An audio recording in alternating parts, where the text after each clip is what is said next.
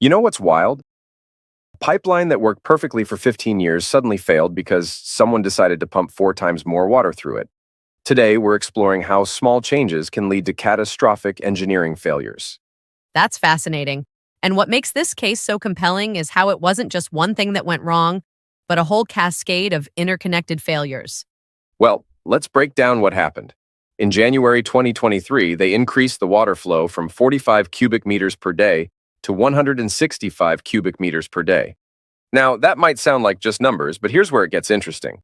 This change created something engineers call water hammer. Hmm. Could you explain what water hammer is? I'm guessing most people have experienced it without knowing the technical term. You know that loud bang you hear in your home's plumbing when you quickly shut off a faucet? That's water hammer on a small scale. But in this industrial setting, we're talking about forces that are, get this, more than 4 times stronger than before the flow increase. The numbers here are pretty mind-blowing. Before the change, each water hammer event created about 75 pounds of force, but afterward it jumped to 320 pounds. That's like having a small motorcycle crash into the pipe every month. Right, and here's where the story gets really interesting. This pipeline had a particular vulnerability at what engineers call the termination riser, basically a 90-degree bend where the pipe turns upward. The soil around it wasn't properly compacted, so over time it started shifting like a house built on sand. So we've got increased pressure, poor soil support, and regular impact forces hitting this thing every month. It's like a perfect storm of engineering stress, isn't it? Exactly. And what's particularly fascinating is the choice of pipeline material.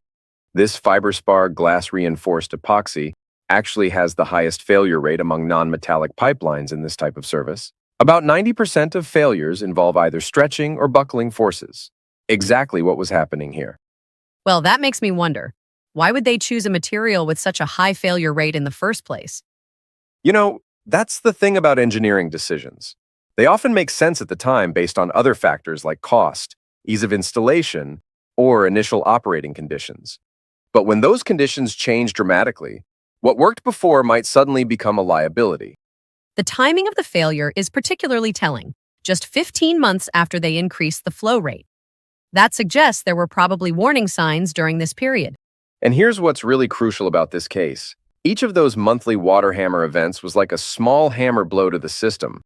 The pipeline was developing microscopic cracks in its external glass fiber reinforced epoxy layer, gradually weakening until it reached a breaking point.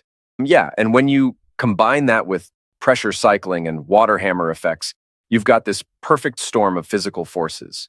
The investigators actually calculated that during its lifetime, this pipeline experienced about 150 on-off cycles before the flow increase.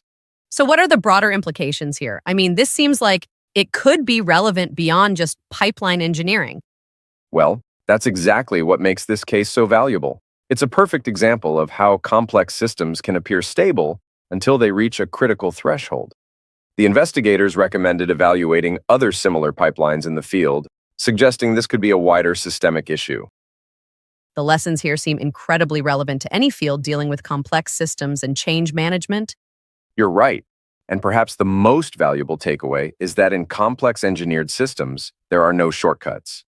The recommendations included everything from installing surge protection devices to implementing gradual rate increases and regular inspections. Sounds like a costly lesson in the importance of thorough engineering analysis and careful change management. And that's really what it comes down to.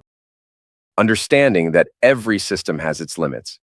And when we push beyond those limits without proper planning and support, we're essentially setting ourselves up for failure. The key is recognizing these potential issues before they become catastrophic problems.